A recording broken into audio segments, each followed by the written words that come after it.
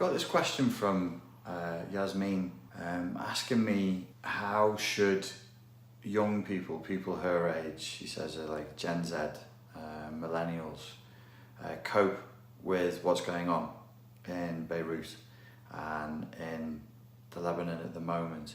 She told me that after the bomb, young people were trying to help out, that the army was around and was mocking them for trying to help clean up houses and said that they were basically playing. She said that the feeling there is that the government isn't doing anything, and when they protested, that they were shot with rubber bullets by the government. And she said, she asked, how are we supposed to cope with this? How are we supposed to deal with the PTSD and the CPTSD of this? From my understanding of how these things take place, when human beings go through stress, we have defense mechanisms that kick in, reaction formations they call them in psychoanalysis. So you have the wounding, and then at the psychic level it's kind of like a scar tissue that builds up around the wound, and that scar tissue then takes on a life of its own. And at some point you end up having to look at what the narrative is that you're living with. So obviously within this story, you've already told me there's a battle of different narratives.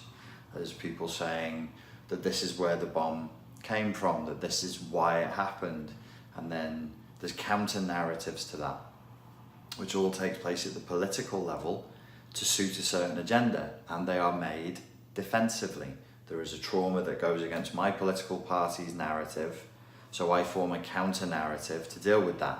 And a lot of these things are done ad hoc, and they're done to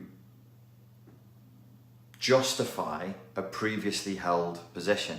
So they've already decided what they're going to do. They've already decided what they want. And then whatever happens, this is how narcissistic personality disorder functions, there's no real sort of taking on board of fresh data and of fresh feedback and then responding to it authentically. Whatever happens is absorbed into the pre-existing narrative so that they keep doing what they're already planning on doing anyway. In this case, according to Yasmin, a lot of the government officials were doing not much of anything at all. I can't really speak to that because I'm not an expert on that subject. I'm not an expert on the area, but I can speak to what happens with individuals. You know, there's a level of trauma that occurs when bad things happen, of course. And then there's an extra level of trauma that occurs when we see how the environment responds or doesn't respond to that trauma. So you would think, oh, the adults should do something about this. The people who are in positions of authority should do something about this, and then they don't. That's trauma. So there's the pain of what initially happens, then there's the pain of how the environment responds or doesn't respond to what happens. And as I say, at some point, you will develop a narrative. It's not a question of, oh, I'll choose not to develop a narrative. I won't tell myself a story of what's happened.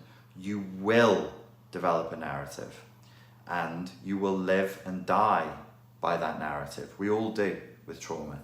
So be careful. All I would say is be careful to you, to your friends, to the young people who feel that sense of having been abandoned, of feeling that frustration, of feeling that insecurity about their future and their national sovereignty. The more extreme the trauma, the initial primary trauma of the bad thing that happens, then the secondary trauma of how people respond or don't respond to it, the more extreme the narrative will be. The more extreme our narratives become in reaction, formation, commensurate with and proportionate to the trauma that's delivered to us. So the story that you and your friends and the young people living through this adopt is going to shape your future. You've got to process your grief. You've got to process your trauma, and you have to tell, when you're processing grief and you're processing emotions, you have to embrace all of the emotions that are there. all of the truth of what has happened as best as you can.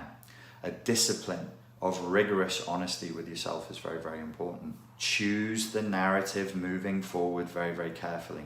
Trauma like this, like a bomb, reverberates out, and the effects of an explosion can never be fully predicted to within a nicety.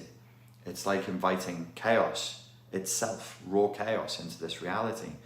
It opens Pandora's box. Violence spills out. Nobody can predict where those violent forces will end up. So I would say try, if you can, at an individual level, yourself, Yasmin, not to go into a primal response to this event and to these series of ongoing events. Try to keep processing the grief and processing the trauma.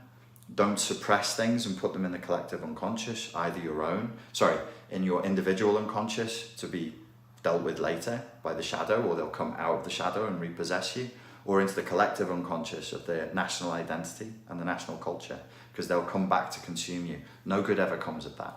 No good ever comes of suppressing either truths or emotions. They always come back to repossess us later on. The way that I recommend that people deal with trauma is to get very, very specific about the specific emotions they are feeling and to lend them words, to be emotionally as literate as possible about everything we're feeling in the moment, to avoid emotional illiteracy. When people become emotionally illiterate and they're going between a freeze response into a flight, fight, or fawn response with no emotional literacy, bad things result. That's probably as much advice as I can offer you with that. I hope that it's useful. As ever, thank you everybody for your time and for your attention, and I look forward to speaking to you again soon.